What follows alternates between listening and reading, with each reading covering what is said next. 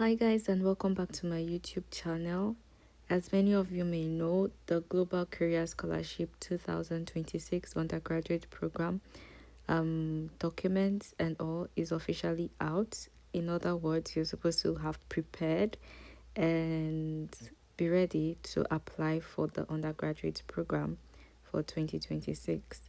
So this is the Study in Korea website, the Gks website, and I'm basically going to show you how to navigate through and how to download the documents and what you need to know.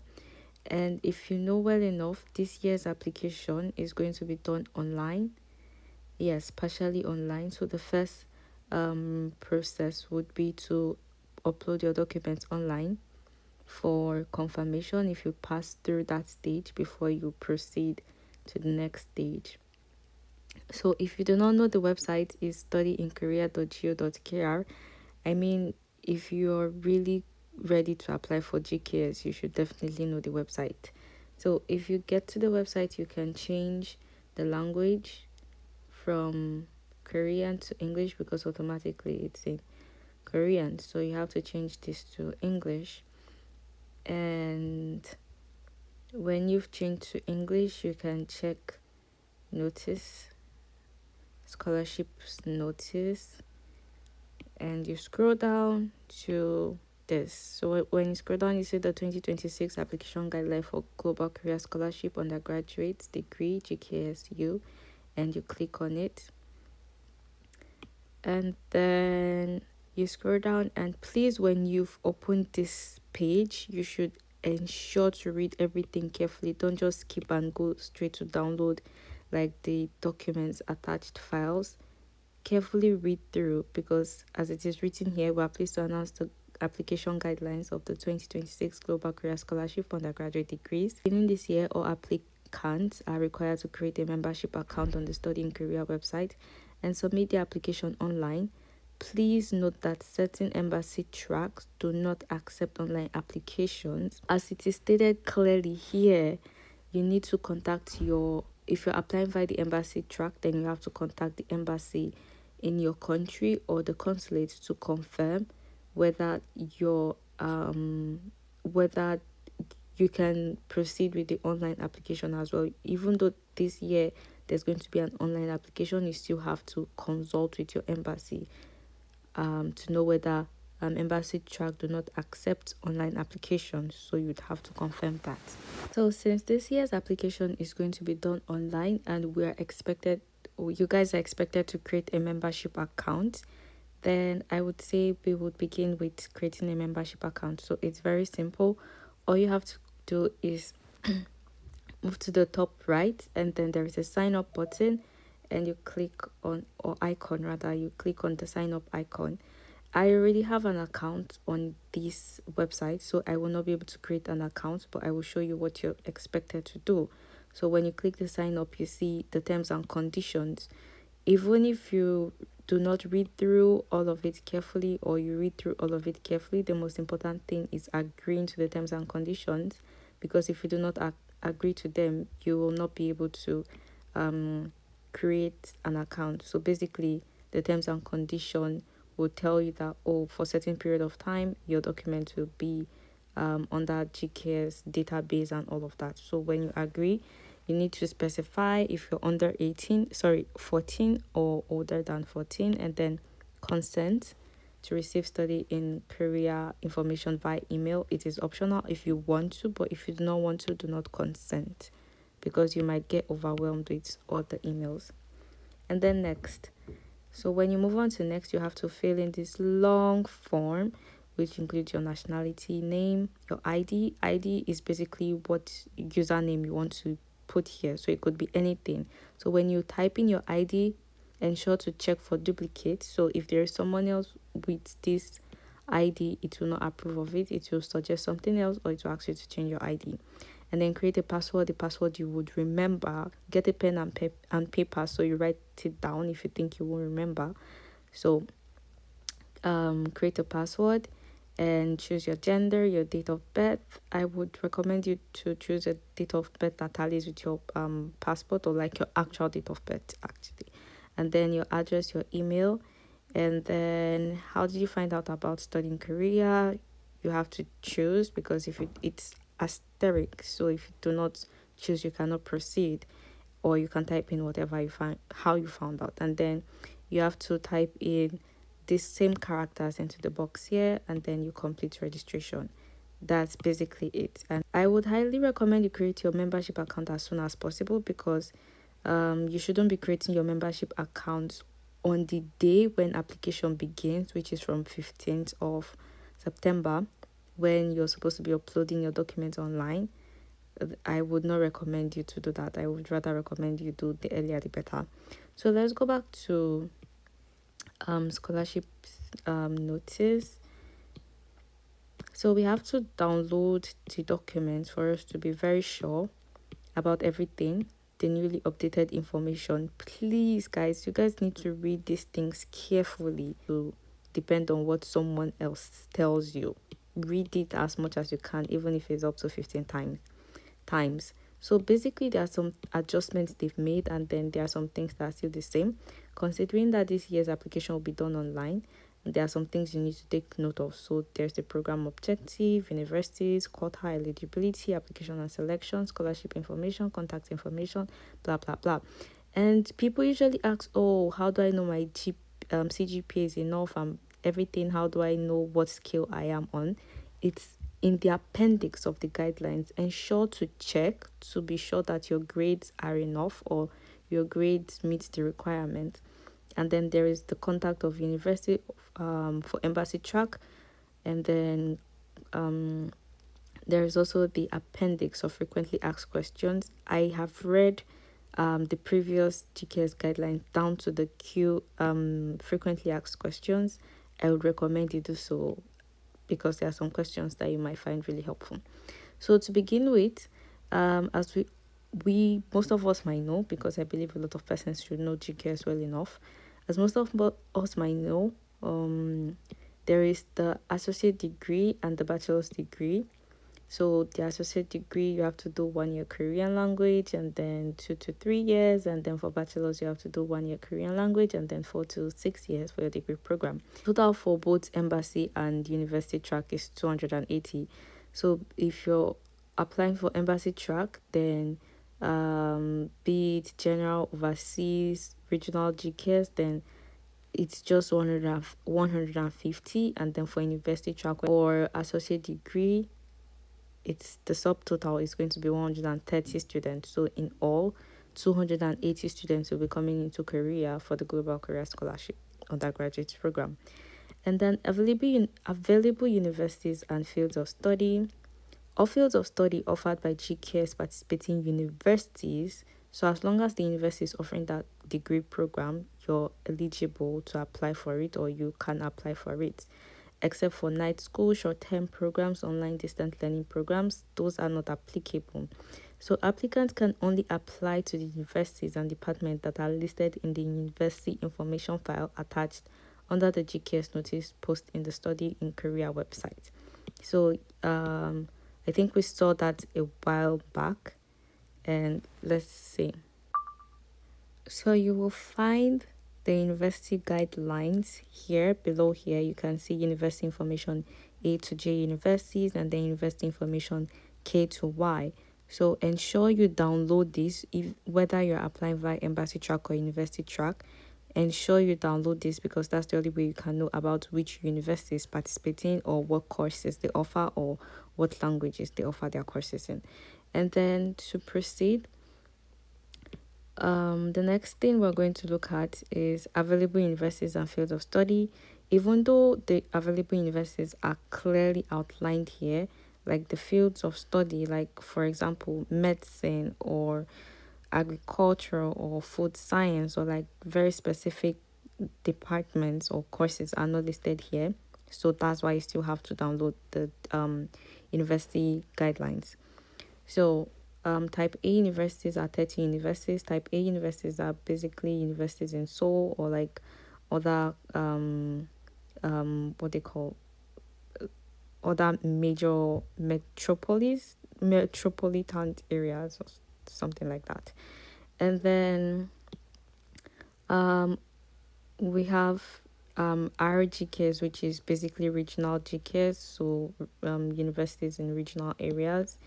And then you can look through carefully. And also we have, did I miss anything here? Nope. And then for the general and overseas Korean program of the embassy track, applicants choose up to 3 different universities in any order of preference and must apply to at least one of the universities from type B. So if you're applying to a true general form or true general track of the embassy track, you should ensure that you should select at least one type B university, so you can select 2 type A's and 1 type B. But if you're applying for regional GKS of the embassy track, applicants can choose up to 2 different universities from type B universities. So if you're applying for regional GKS, then you have to select 2 universities from this place. And then available universities for university track. So for associate degree, you have these universities, and the quota is just 30 scholars. And then for UIC, you have bachelor's degrees specifically only at these universities. So if you want to do a UIC program, you cannot do a UIC outside of these universities that are listed here for the bachelor's degree, and outside these universities that are listed here for the associate degree, you cannot apply to those. So if you're choosing UIC, you're limited to 13 institutions. And if you're choosing an associate, you're limited to 9 institutions. And it says the UIC program under university track provides customized curriculum and field experience through industry university cooperation focused on the fields of natural science and engineering. So the program quota for this year, embassy track, 150 scholars from 71 countries. And you can scan through to look for your country's quota. So some countries have quota of 4, some have a quota of 3, some have a quota of 1, some have a quota of 2. Excuse me.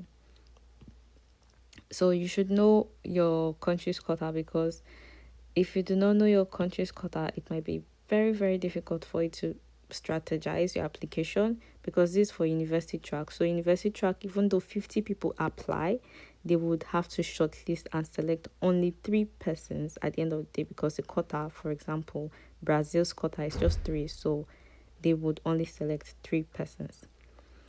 And then moving on, for university track, for associate degree, you have 30 scholars from 71 countries. And then University Industry Corporation, UIC program, they would be selecting 100 scholars. So for bachelor's degree under university track, you have 10 institutions. So basically, if you're applying via university track and you're applying for a bachelor's degree, you're only limited to apply to these universities, these 10 universities here, and to these divisions, like this department. You cannot apply for other department. There's no fashion here, so you cannot apply for fashion if you're applying under university track for a degree program. If you're applying for the associate degree, you have only 3 universities which you can apply for, and you can only apply to electrical engineering, you can only apply to mechanical engineering, software convergence, mechanical engineering. You cannot apply for any course outside of these 4 courses. Neither can you apply to any university outside of these 3 universities. So for eligibility, your nationality or applicant must hold citizenship of NIID designated countries that are invited to take part in the GKS. So if you're not sure, refer back to this place. If your country is not on this list, then you will not be able to apply. So please check that list carefully. And then however, UIC program is open to all countries around the world.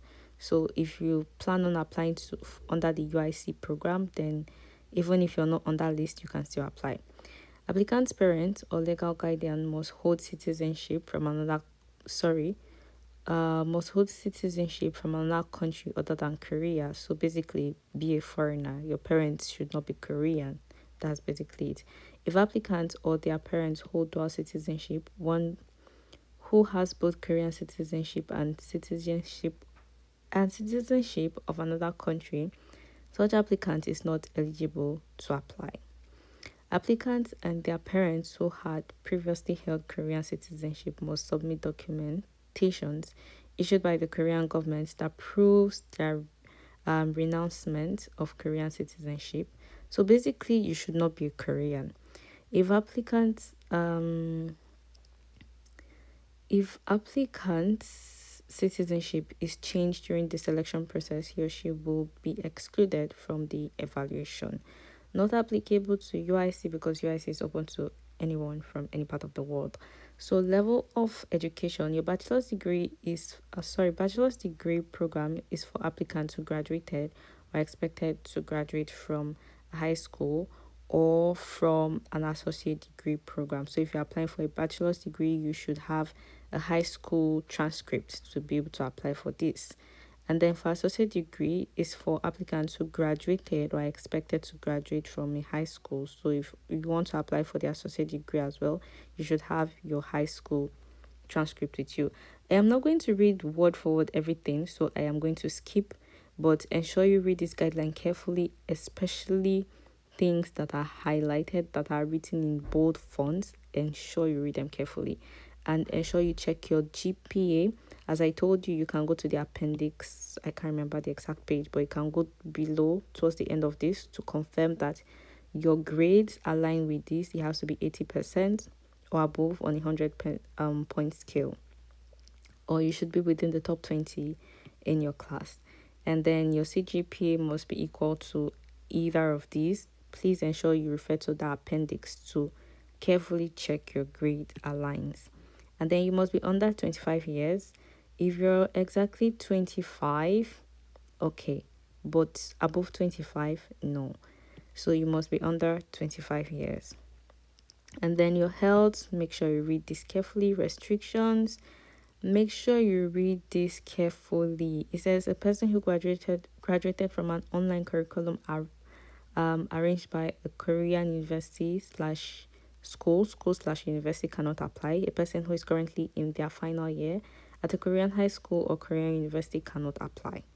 Don't be in Korea. That is the point. So please read the guidelines carefully and duplicate applicants. Very interesting point, because I think I saw someone ask a question about if they apply to embassy track, can they also apply to university track or something? No, your application will automatically be cancelled. However, here it states that embassy track applicants who pass the first round of selection, including backup candidates, cannot apply again through a university track. Secondly, states embassy track applicants must apply to only one program, general, overseas Koreans, or the regional GKS program. So if you're applying on that embassy, you have to choose either of these three.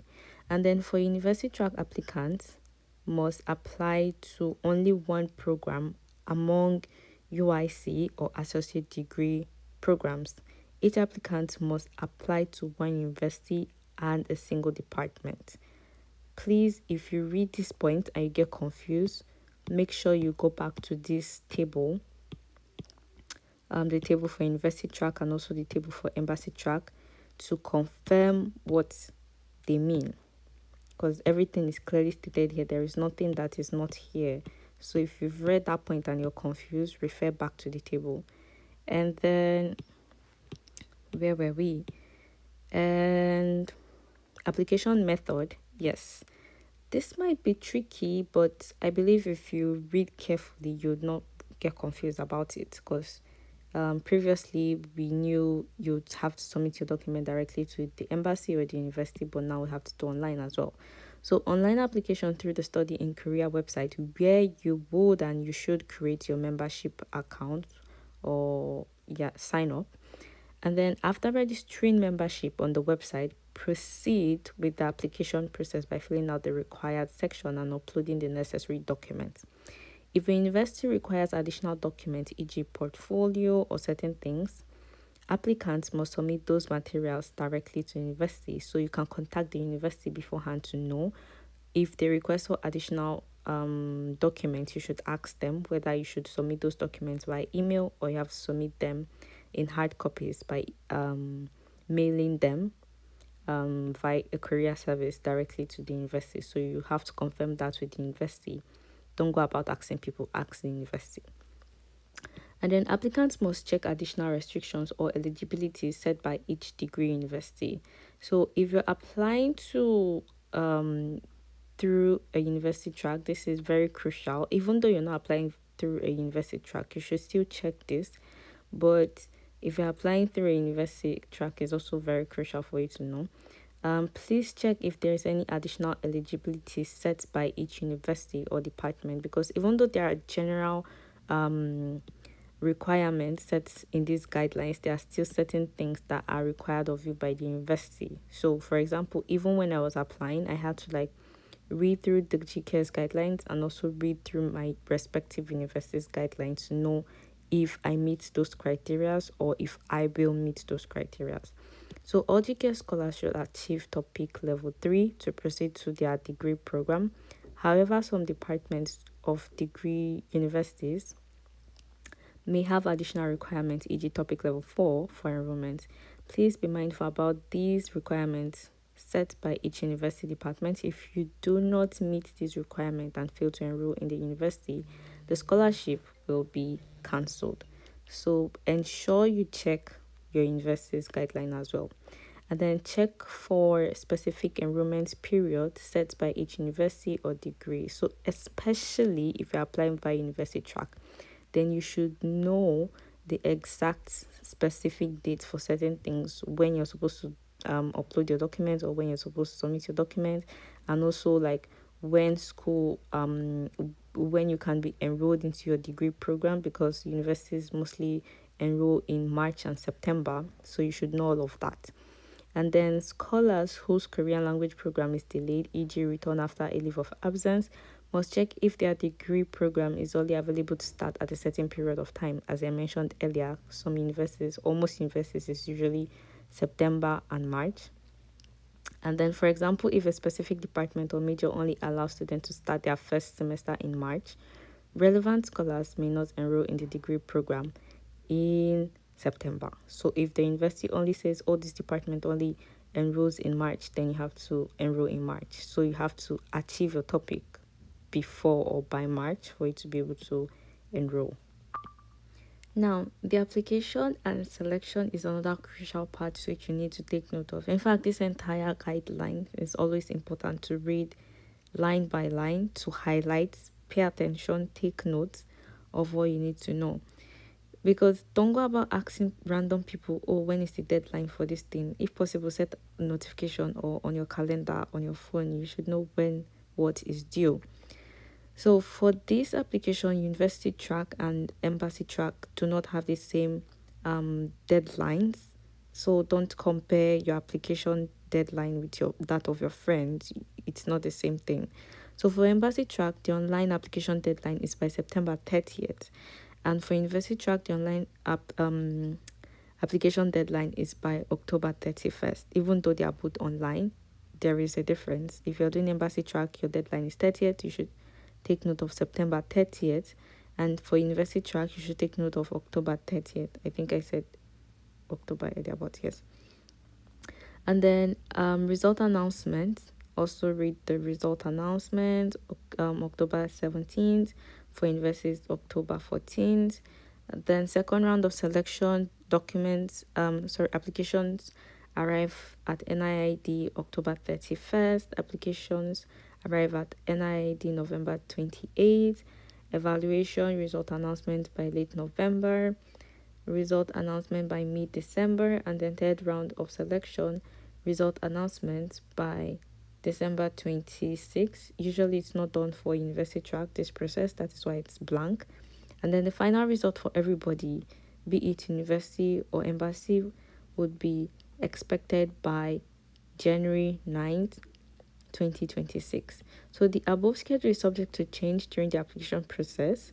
The university track schedule has been adjusted to allow unsuccessful first round embassy track applicants to apply again. So basically this remains the same because um as it says, the university track schedule has been adjusted to allow unsuccessful first round embassy track. So basically, if you apply through the embassy track the first round and you do not make it to the evaluation stage, that is what it means. If you do not make it to the interview stage, then you can apply via the university track. That is why university track's deadline is October 31st. So you can look for whatever university you want to apply to and apply by October 31st and not beyond that. So that is basically what they mean. And then the application guidelines. Um, Application guidelines are announced on Study in Korea website, so you should check that website as frequently as you can, especially when they make all these announcements of final candidates or announcement of results. It's usually on the website. And then announcements of first round announced by each Korean university and embassy. Usually for embassy, it's via email. I believe for universities are also via email. And yes, please read this carefully. I am not going to read everything in detail, but read this carefully. This is just a detailed breakdown of the table we just looked at earlier. And then don't skip anything in this guideline. Read every single thing. Don't skip anything. It is each applicant's responsibility to check important notices posted on Study in Korea's website. NIED do not inform applicants individually of each round of selection. As I mentioned earlier, check the website frequently.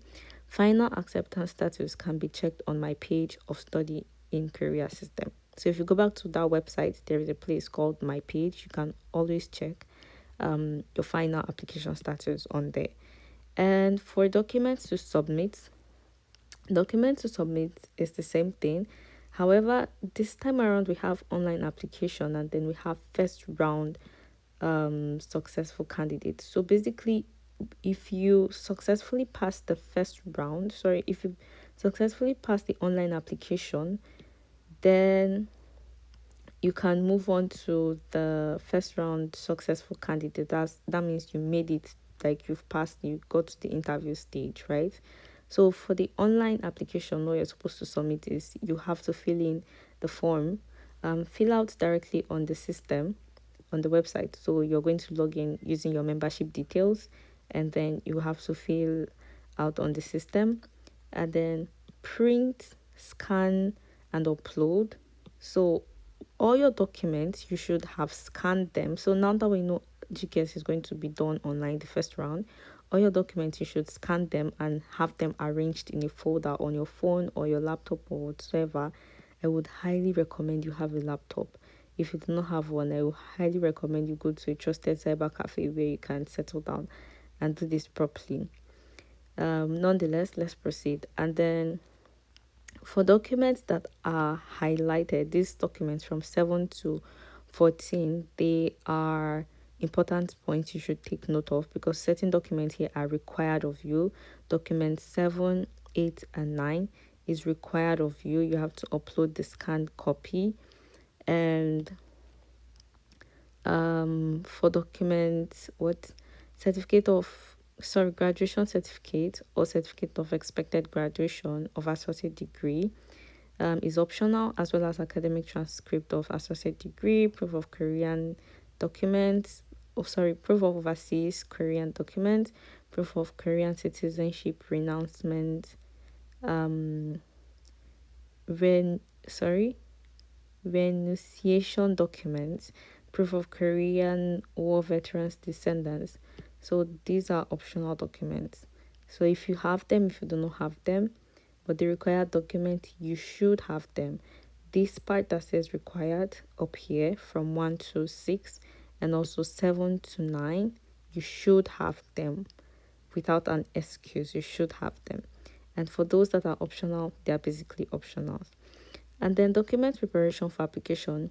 Documents to complete GKS applicant agreement, application form, personal statement, study plan, personal medical assessment, recommendation document. Recommended documents, recommenders information, download the form 4 from the system. Recommendation letter. Do not ask me in the comment section, oh, how do I get the form? It states here that you should download it.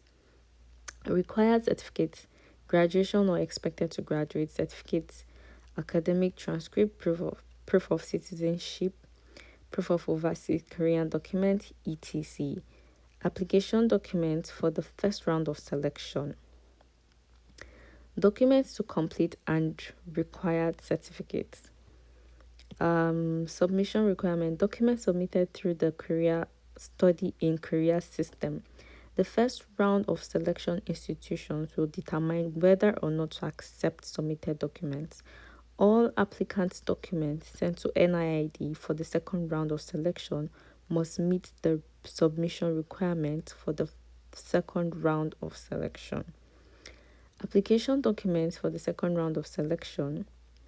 Submission requirement. All forms must be filled in English or Korean with applicant's original handwritten signature.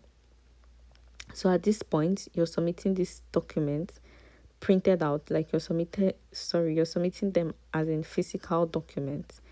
And then print the online application form from Study in Korea website and sign all signature fields. Submit the original recommenders information form and the recommendation letter. Number of documents to submit: 1 original document. No need to apostille or consular confirmed. Required documents. Submission requirements. Documents written in English or Korean must be apostilled or consular confirmed. Documents written in other languages. Documents written in a language other than English or Korean must be submitted with a certified translation. Obtain apostille or consular confirmation on either the original document or the certified translation. If your country belongs to one of the member countries of the Apostille Convention, submit your required certificates with apostille. However, high school graduation certificate and academic transcript can be submitted with consular confirmation. For us, like in Nigeria, it's what we call authentication, which is done by the embassy. So, number of documents to submit: 1 apostille or consular confirmed document. Things to note when preparing your documents. Please read all of this carefully. All documents must be submitted in English or Korean. Please follow the submission guidelines set by each embassy/university. Each university may simplify the submission of documents based on their selection procedure. Check with the embassy or university prior to submission. I mentioned earlier to contact your embassy to be sure of the procedure, whether you have to do it online or not. And also, application documents of the successful candidate of the first round must meet the submission requirements for the second round of selection upon arrival to NIID. That means the documents that need to be consular confirmed should be consular confirmed. Documents that need to be original should be original. Documents that need to be signed, handwritten, signed, should be done that way. Do not scan your documents. Application documents for the second round of selection. Please read all of this carefully. And if you're unsure of, what document do I need to consular approve, what document do I not need to consular approve, please read all of these carefully to find out what you're supposed to do with your document or what document is supposed to do this. As stated in the last place highlighted, a converted transcript is only valid when the relevant high school or university official confirms, authenticates the documents. So in essence, this your high school transcript needs to be confirmed or authenticated. Don't go about asking people which document should I authenticate. It is stated here. Read this thing carefully. It tells you what to authenticate or what not to authenticate. Then Yes, the list is long because these are all the documents that are required of you. Passport optional. If you have it, you submit it. If you do not have it, don't stress yourself. If you pass the first round of selection, they'll ask you for it. So basically, if you're hopeful about your GKS, you should start preparing your passport as well. Things to check when submitting application documents: official name of the university / department. I think someone asked me in this comment section like, oh, they're in the universities or the department's name does not tally with something. And I told her, if you're applying by the embassy, sorry, if you're applying by the university track, then stick to the information provided in the university guideline. Likewise, even your embassy track, if you're unsure, you should check the university guideline, like what's this department I'm applying to, how is the name written. Write the exact name, write the exact name of the university as it is written in the university guidelines. Do not misspell, do not try not to make any single mistake on your application. That is how meticulous you have to be with your application. Applicant's English name must match the name on their passport. So if you do not have your passport yet and you write your name or you apply for GKS, ensure that by the time you're applying for your passport, the way you've written it in this GKS application form will tally with your passport. Yes. So be careful.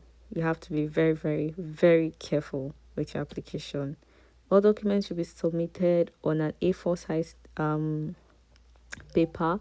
So if your document is smaller than an A4 size, basically like your birth certificate, let's say you want to have a scanned copy or a printed copy or something, but the size of that paper is smaller than an A4, then you have to attach that paper onto an A4 paper. So if a document is smaller than A4, attach it to a blank A4 paper, sized paper. Do not submit a document that is smaller than A4. Do not do what they do not ask you to do. That is why I said read every single line of these guidelines, because you might skip a line and be like, okay, this line is not important. It is important. Do not skip that line. Go back to it. And then for embassy track applicants must check the requirements when filling in desired universities. Read this carefully. I am not going to read it in detail. It's something we looked at earlier, but yes, read it again. And then main points of evaluation: review of qualification. Selection committee will conduct document examination, citizenship, level of education, academic grades, and verify whether an applicant is qualified for the program. So if you go about asking people, oh, how many documents did you submit? How many awards did you have? They've told you some of the key things that are here: your level of education, your academic grades. Documents and extracurricular are essential, but your grades matter. Your level of education, your performance academically is crucial. And review of competency: selection committee will evaluate each applicant's competency through document examination and an oral interview. This is why you have to speak confidently at your interview. Do not go to your interview nervous or stammering or not dressed properly or not sure of why you're there in the first place. You have to be very confident about this. And also extra points: if you have a topic, you get the points for your topic. If you're a descendant of a Korean War veteran, you get a point. If you're applying to an engineering or science field, you get a point. And yes, if you have an English test, you also get points. There are privileges. Sorry, there are points. There are points for this thing. So if you see people get tickets and tell you they've been working hard for it, just believe them, because they might have taken IELTS, done every, and they're like, I have to get it. So even the committee, if they see them, they'll be like, okay, this person has extra points for topic, they have extra points for IELTS, they have extra points for this, they have extra points for that. And if you don't have that, how do you want to compete with them? It's competitive. And then final announcements, as we saw on the table earlier, or the table above earlier, but still, regardless, you should read this very carefully. Important notes regarding successful candidates: please read this carefully. Check applicable laws and regulations. Final successful candidates must fully familiarize themselves with immigration and residency laws, academic regulations of NID and its academic institutions. Please read this carefully. I would say read every page of this guideline, and where you're confused rather, read it again. Don't go about asking people. Read it again or watch people's YouTube channels. And then scholarship benefits. This is very nice to look at, but look at it hopefully, and also don't let it be like, how do I say it, your motivation should be the end goal, like what you're really coming here to achieve at the end of the day. And then contact information. People have a lot of questions. Some questions that you might find really crucial, you can email it to NIID. But trust me, you don't want to email NIID like, oh, my parents does not have a NIN, so do I submit their voters card? They'll not respond to you. One, they've stated what documents you should submit here. Two, you can easily watch other people's YouTube channel, people from your country, and what documents they submitted, or you can even research these things online, even ask DeepSeek or whatsoever. Just check online if there are things you can find online. If you email NIID, they will not respond, because if it's not relevant, they would not respond, because they have a lot of emails coming in. They have a lot of preparation to do for people coming into Korea. They have a lot of things to cater for students that are already in Korea. They have so many things to do. So there are certain emails you send and you expect to reply, and you not get a reply because it is not a crucial email.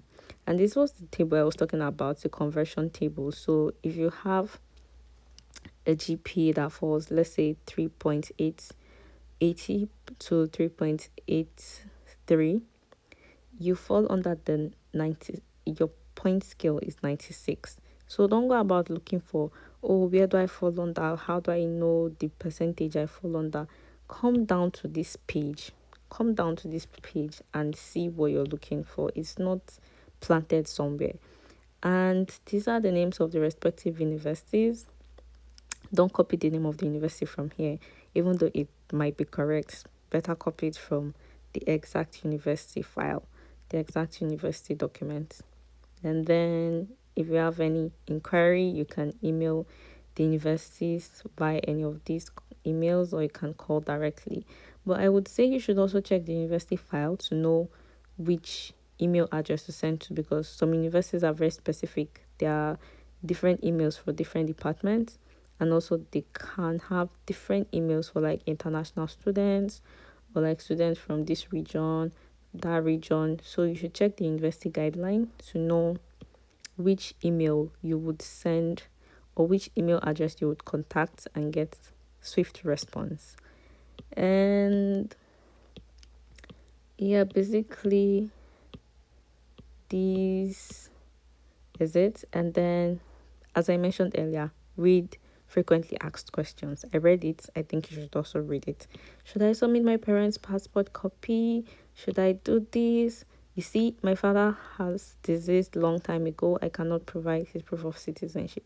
They have the answers to all these things here. So that's why some of them, when you email them, they do not respond, because they believe they've been receiving these questions recurringly, and hence they've created a frequently asked questions section for you to reference to look at to find your answers. But you still go about emailing them, and then they don't respond. So why not check here instead? So when you don't find it, then you can email them or check for another source. So yeah, basically this is apostle or consular confirmation. Check the frequently asked questions, guys. Do not skip any page of this guideline. Check every single page. So yeah, guys, thank you for your interest in the Global Career Scholarship Undergraduate Degree Program, GKS Center, NIID. I wish you guys all the very best. I know it's very competitive, considering the quota, but you can always try again. And also, I would say there are other scholarships in Korea as well. There is the scholarship with Ihwa Women's University. There are scholarships outside of Korea. There's a scholarship called R KGK, something like that.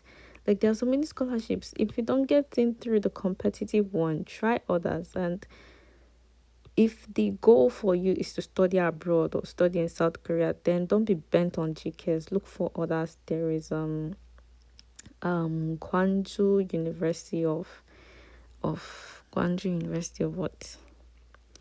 Of Science, GIST, Gwangju Institute of Science and Technology. They also offer scholarships.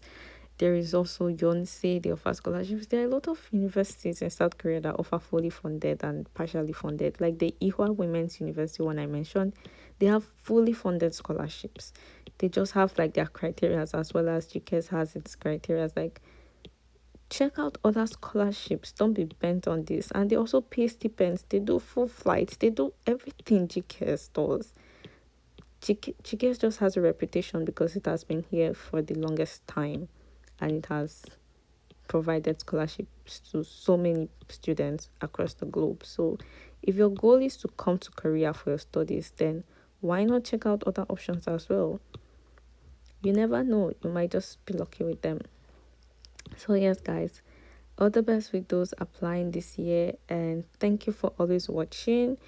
And don't forget to like, share, subscribe, and leave comments that are valuable, like comments that are commentable, if you know what I mean. And I will do well to respond to them. And yeah, all the best.